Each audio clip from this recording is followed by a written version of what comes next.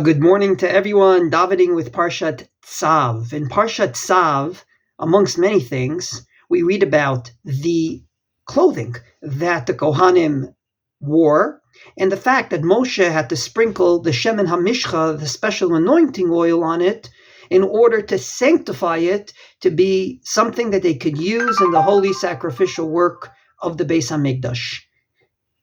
The question is, asked Rav Kanievsky, Zichrono Levracha, we have an explicit Gemara that says in Zvachim that if there's a revav, there's some sort of dirt on the clothing of the Kohen Gadol, it's like a chatzitza. It's something that is a partition between them and the avoda, and therefore they cannot work in the Beis HaMikdash. In other words, if they have dirty clothing, they're not supposed to work in the Beis HaMikdash. So how is it that the anointing oil was not a chatzitza?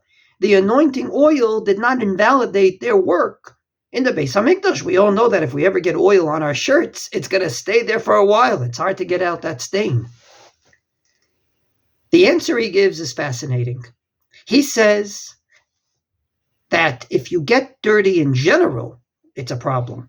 But if you get dirty because the halacha told you to, you get dirty because God said put the anointing oil on the clothing, then not only is it not considered dirt, but rather it's considered the most favorable way to come before God. And allow me to illustrate this with another halacha, not from Pesach, but from Sukkot. On Sukkot, we buy a beautiful esrog. For the first day, the second day, it looks gorgeous. By the fourth, fifth day, there's already spots on it. Because we hold it next to the koishiklach of the lulav, it gets dirty from that. All the kids are using it, your wife is using it, your husband's using it. The bottom line is it gets a bit dirty. How come it doesn't invalidate the esrog? After all, the esrog now has spots on it. It's not the esrog you originally bought.